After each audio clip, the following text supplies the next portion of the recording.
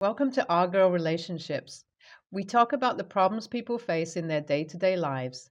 Let's start with the video. I'm a 30-year-old female and I've been married for 14 years now. My husband, 32, has always been a very people pleasing person, which comes out in trying to make everyone happy, which backfires a lot too. For example, in trying to keep his parents or friends happy, he can be insensitive to my emotions or the emotions of our kids. I'm generally good with being calm and put up with his actions pretty well. However, recently his actions made me have a rare outburst because it crossed the line. He had invited his friends over for lunch and everyone was in light spirits.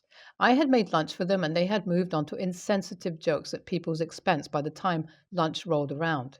He isn't usually someone who enjoys such jokes, but with his friends, he becomes a different person altogether. He tries so hard to fit in that he forgets his moral values and simply becomes one of them, like a machine. He tends to forget that we are human beings too, and our emotions can get hurt in his efforts to please others. I had put in a lot of effort into cooking lunch for him and his friends that day, and he had specifically told me that I had done a good job after tasting the food. I was looking forward to them enjoying their meal, and I was quite sure that they would like it. However, some of them seemed to find the food too spicy and couldn't really finish it. I had not been informed of anyone's particular taste, so I had cooked as I normally would, but it seemed like I had made a mistake. Everyone seemed a little discomforted, and my husband tried his trusted way to break the atmosphere by making jokes. He joked that he had expected me to learn to cook by now at least, seeing as he hadn't had a good meal at home for years. He even mentioned that I added spice to food in direct proportion to my temper, so as I was bitter tempered and hot headed, I tended to add more spice to food. Everyone started laughing at that point and relaxed, but I felt humiliated. I had not expected him to put me down in order to make his friends happy. He had humiliated me to keep an atmosphere of camaraderie between his friends and him, and didn't even seem to realize that he had done anything wrong. The rest of the day, I remained curt and polite with him at best. After his friends left, he decided to confront me about my exceedingly rude behavior in front of his friends and demanded a reason as to why I had humiliated him in front of them so badly.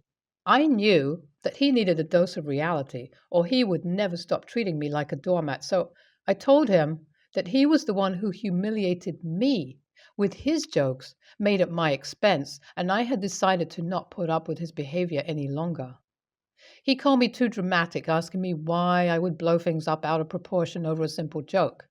He didn't seem to understand that insulting me in the name of a joke was no simple matter. He claimed that he had not insulted me in any way, and if I felt insulted, then maybe his words had a grain of truth in them and I should change myself. He told me that I knew about his joking personality, so I shouldn't take things so personally when he tries to keep everyone happy. I told him outright that he didn't really keep everyone happy if he kept using his wife and kids as scapegoats for others' enjoyment. He didn't seem to agree with me or even see my point at all. I was tired of arguing at this point and told him that if he was going to treat me like this, I might as well do something to deserve it. He didn't seem to understand my words and told me that I was free to do as I liked, as long as I didn't pick any stupid fights with him anymore.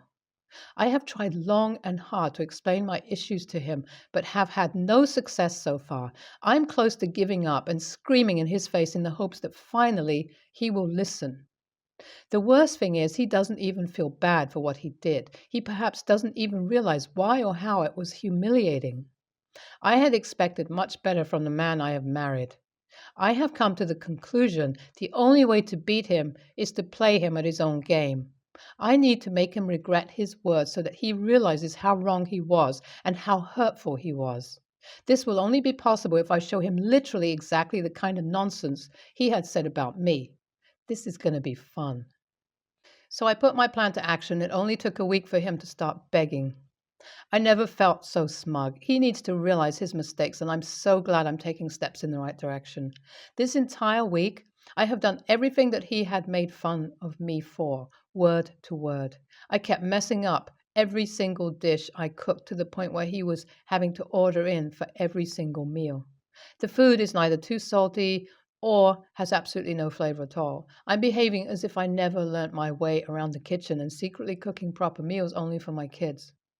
He had confronted me about it twice, but I played dumb, only repeating his own words back to him, and internally I would scream with glee. I also started adding more spice in the food than in humanly possible to consume. The first time he tasted one of my dishes with too much spice, he physically started crying at the first mouthful and threw the rest of it away. At this point, every single dish that I haven't made, completely flavorless, is overlaid with red chili, so much so that I don't think anyone would be able to eat it without getting gastric issues. He has confronted me a few times over the week, and all I have done is repeat his own words back to him.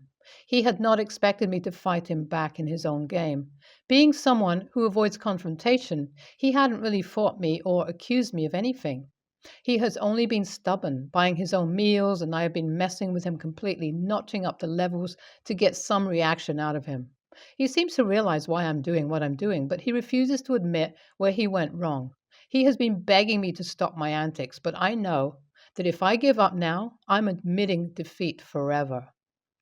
He has taken to blackmailing me with the kids, reminding me that they are also being tortured by my food, not knowing that they were getting proper food cooked by me.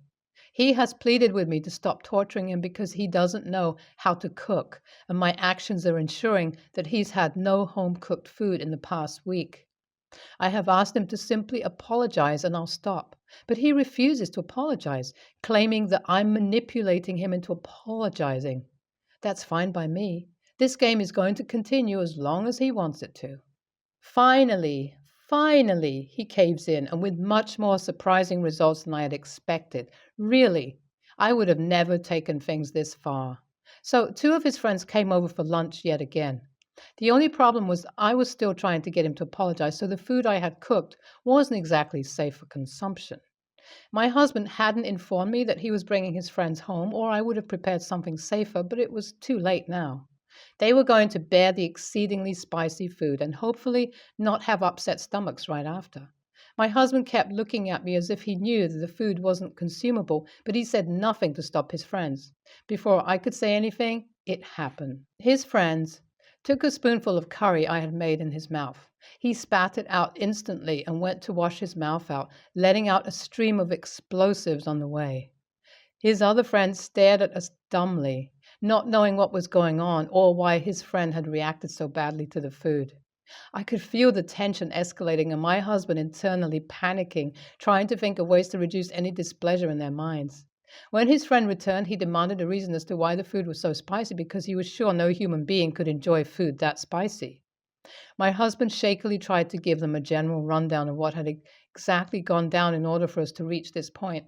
He seemed to want to sink down into the earth in embarrassment, and I was honestly in full agreement with him. We hadn't expected to drag any outsiders into our fight, and this was an extremely humiliating situation to be in. Suddenly, his friends started laughing, one of them pointing out that I had certainly lived up to the expectations he had set that day. Seeing them enjoy the situation and find the funny side of it calmed my husband down considerably, and he wholeheartedly apologized to me. He told me honestly that he had gone overboard with his joke, and he shouldn't have dragged his own wife like that just to please others. I was honestly glad that even though things went this far, he realized his mistake. I was getting as tired of this game as he was, and honestly, we were only going along with it because we're both stubborn. His friends took the entire matter in a good humored light and lightly scolded him, telling him that he got what was coming for him because he had insulted me like that. I'm honestly glad that he has apologized, and gladder even that his friends were good enough to understand the situation and not be angry or offended. In hindsight, this could turn out to become one of those funny stories that get repeated at dinner. But right now, we feel too close to embarrassment to even mention this story to anyone ever again. Maybe in a few years when we're both a bit more mature. I'm glad that both Opie and her husband managed to resolve this issue. It honestly has the same vibe as two siblings fighting and being stubborn to their points of view. In this case, the husband was clearly wrong, but Opie seems to have really dragged out the matter. I'm glad that they both realized they were being children. Bless those friends that appeared for lunch and made them both see sense. OP was in the right for defending herself, but this was so petty it made me laugh. I wish all couples fights were this light-hearted and could be resolved this easily. I have a brother-in-law, Matt, who I really can't stand. He is a plastic surgeon, and pretty much every bad stereotype about the profession applies. He has always looked down on us for having a more average middle-class lifestyle. He is pretty subtle with his digs, but likes to comment on how he would die if he was my husband because our lives look so awful. He has joked to both of my kids that don't they want to make a lot of money like him and not be boring like their mom and dad? Unfortunately, my husband is close to him and my son worships him. My daughter doesn't like him very much and has pointed some of this out to her dad. Recently, Matt and his wife were over for dinner. Matt and my husband were just having a conversation, and Matt made a comment about how much he hates it when men call their wives of girlfriends beautiful when they aren't. I pointed out that beauty is in the eye of the beholder, and those men probably do find their partners beautiful. Matt said no. Beauty actually comes down to science and math. And you are either beautiful or you aren't. And everything else is just something society tells us to make people feel better. He then went on to say that obviously people are going to marry your equal. So if you're ugly or average, your partner won't be attractive unless you are loaded. But why lie about it? And it makes him cringe. I snapped at my husband that I don't want this crap said in front of my kids and asked him to do something. My husband just sat there. Matt said we all know he was right and just don't want to admit it. My daughter finally spoke up because she has limited tolerance for his BS and told him that with that logic, he doesn't compliment his wife's personality, does he? Matt got pissed and began yelling at all of us. I told him to just leave, and he laughed and said no. He was going to finish his steak. I didn't even know what to do, and he sat there and proceeded to lecture my daughter on how she must hate women because his wife is a doctor, and how dare she reduce her to just a pretty face. He stayed just long enough to make a point and then stormed out, and his wife said goodbye to everyone except my daughter. I confronted my husband and said, I don't want Matt in our house again, and I don't want him around the kids. My husband is free to still see him, but I feel he is toxic. My husband got upset and said I was being too hard on him. He says banning him is too drastic and we can't change him, but he still wants a relationship and feels our son should be free to see him. I'm standing firm right now. I don't want him around my kids or in my house. NTA, if your husband doesn't see how your son worshipping this toxic man is going to result in your son likely adopting his toxic views, then you and husband need to have a serious talk. So this grown-ass man spews toxic BS and yells at your children, which is verbal abuse, BTW, and your husband is cool with this? He's okay with your children being indoctrinated by a misogynistic, uninformed, arrogant prick who literally abused your children? 100% NTA, but you will be if you allow Matt near your children again. Do not allow your children to be harmed just to keep your husband happy. And BTW, Matt is a complete moron. Beauty is absolutely subjective. Why else would different societies have different standards for beauty? Or is he so ignorant and arrogant that he believes Western beauty ideals are the only appropriate set of standards? People like him make me sick, and I hope you never have to be insulted with his presence again. I'm a psychologist who specializes in body image and trauma, and people like Matt are why I will never run out of work. He's a sorry excuse for a human being, and I hope your husband pulls his head out of his ass ASAP. 2 years ago, my wife and I bought a house. It's relatively large and spacious and also includes a guest house. It's also our first house. I was the first one in my family to buy a house, as we've never had that before. Both mine and my wife's family grew up very poor, and we managed to get ourselves into a relatively comfortable lifestyle, having successful careers. At the time, my mother and her boyfriend were living in a pretty bad area. Just months before we moved, they had a kid gunned down right in front of their apartment. So I told my mom I'd get her out of there as soon as I was able to. We got the house and moved her into the guest house immediately. After crunching the numbers on bills, we settled at $1,200 a month flat rate for her and her boyfriend to stay with us, which overall is cheaper than their old apartment. A couple of months go by at the new house and my wife's dad loses his job. Well, we had a spare bedroom and moved him in with us free of charge so that he could get on his feet. About 6 months into the new house, my sister gets really sick and can no longer work. She and her three boys move in. I am now supporting an entire second family who is living with me for free, plus my wife's dad, who is now working. 2 years later, all of them are still living with us. A year ago, my mom informed me that her and her boyfriend couldn't afford the $1,200 rate we agreed to and asked to lower to $800 a month. I agreed. My sister still can't work. However, she also has substance abuse issues, which I believe is causing, or at least indefinitely not helping, with her ability to work and her sickness. I have already had to kick her out once, but my mom insisted that she move back in because she's worried if we don't take care of her, then she'll end up dead somewhere. My wife and I have been together for 7 years, and one of the goals we set was to ensure our kids do not grow up like we did in poverty. We managed to achieve that and get a dream house. However, have not had any chance to actually enjoy the house to ourselves because there's so many people. My kids barely have space of their own in this house we bought for them to do just that. I just got an email this morning that electricity rates have doubled in my renewal notice. Gas and groceries are up. Natural gas is up on the house.